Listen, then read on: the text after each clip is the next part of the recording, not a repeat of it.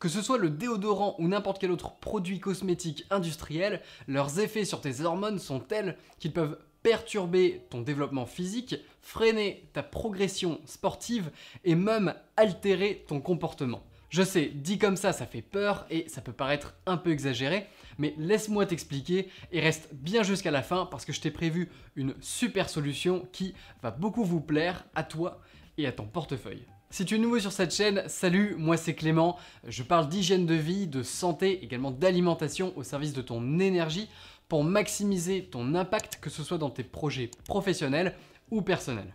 Alors au cas où tu te demandes si je vais transformer cette chaîne en chaîne cosmétique, je te rassure, c'est absolument pas le cas.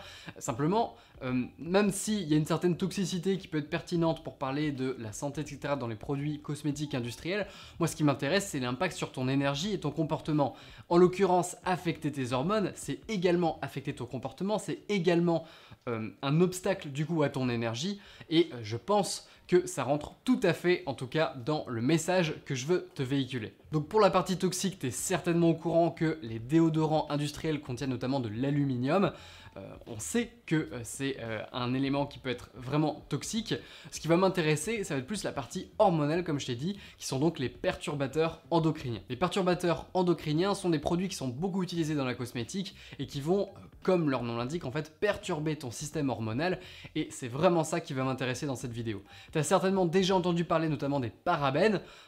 Tu vois très certainement beaucoup de pots maintenant avec écrit sans parabènes dessus, même si aujourd'hui c'est plus vraiment pertinent parce que les parabènes sont interdits en France depuis mai 2011. Et surtout que certains des produits qui s'estiment sans parabènes utilisent en fait d'autres de ces produits et qui sont également des perturbateurs endocriniens. Il y en a 13 en tout, je vais pas te faire toute la liste, c'est pas le but de cette vidéo. Moi mon but c'est de te montrer qu'il y a des alternatives à ces produits industriels. Si tu es comme moi, la cosmétique c'est certainement le dernier de tes soucis, pourtant ces perturbateurs existent.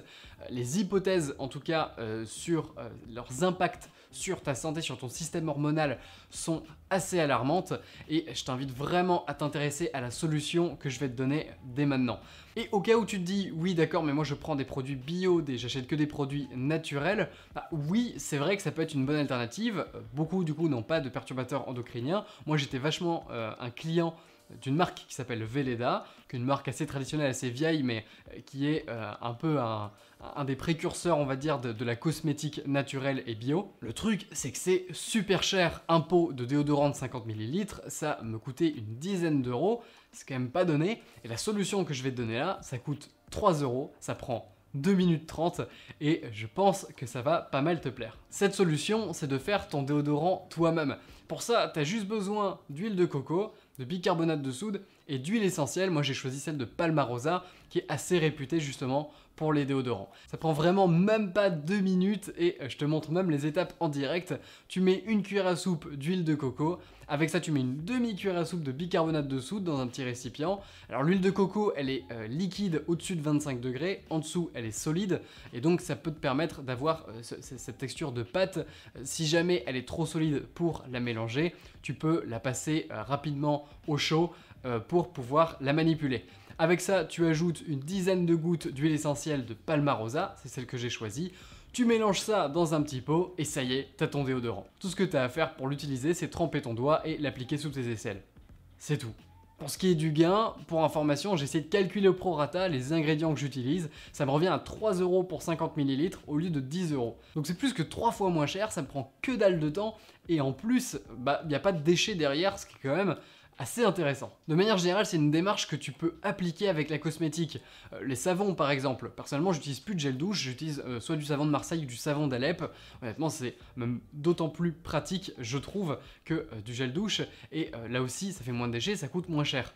Le shampoing également, tu peux acheter du shampoing solide, tu peux même t'aventurer à le faire toi-même. Je suis pas un spécialiste de la cosmétique faite soi-même, simplement je trouve que le déodorant c'est l'exemple le plus flagrant d'un truc qui prend absolument pas de temps et qui te fait gagner sur tous les plans.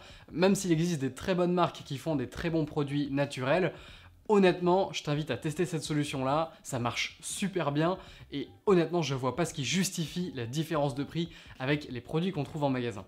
Si tu veux être sûr de ne pas oublier la recette, je t'ai mis une petite fiche résumée que tu peux télécharger via un lien en description. En tout cas, j'espère que cette vidéo t'aura aidé, c'était le but. Je te dis à très vite pour les prochaines, d'ici là prends soin de toi, ton cerveau te remerciera.